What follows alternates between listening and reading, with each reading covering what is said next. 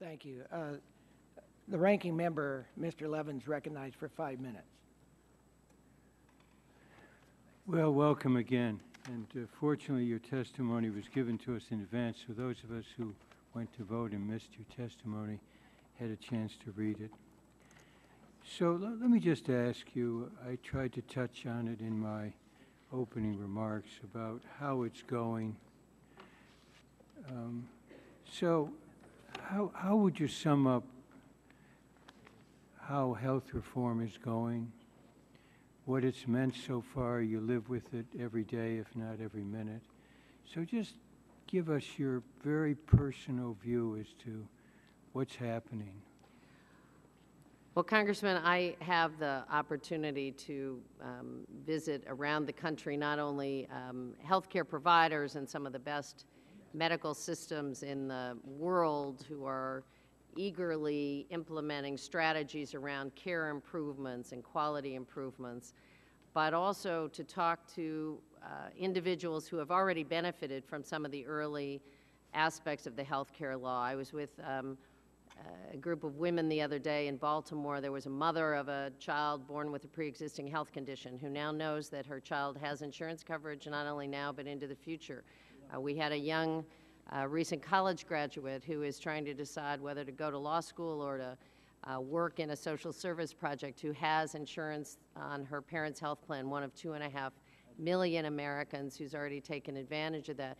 We had 2 new National Health Service Corps providers with us in that room, 2 young doctors who wanted to practice in their community, were afraid that the debts they were acquiring as a result of medical school would be too significant to look at community service, and the National Health Service Corps is helping them pay those scholarship loans so they can indeed turn around and serve their communities. We know that efforts are underway in the Medicare system that millions of seniors have already taken advantage of accessing at least one of the new preventive services that no longer have copays, like mammograms and colon cancer checkups, have taken advantage of the new wellness visit, which is now a yearly annual visit.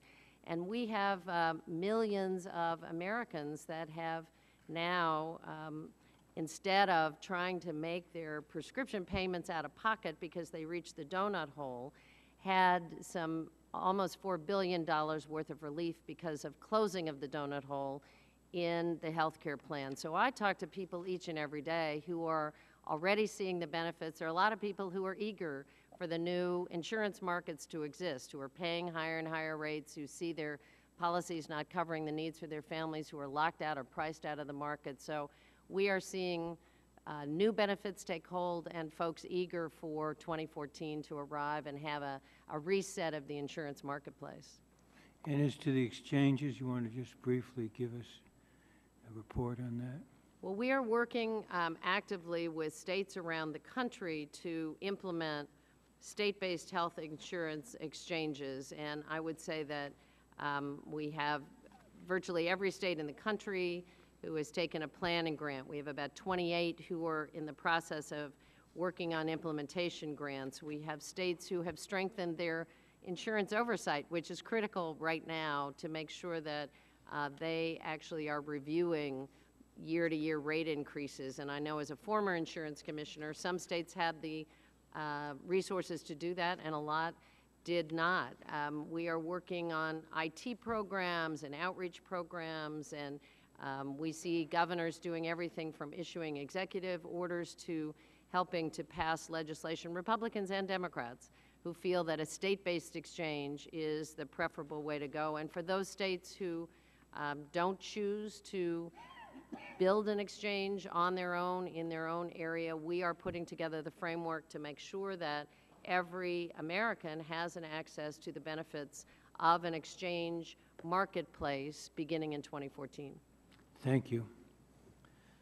Well, thank you.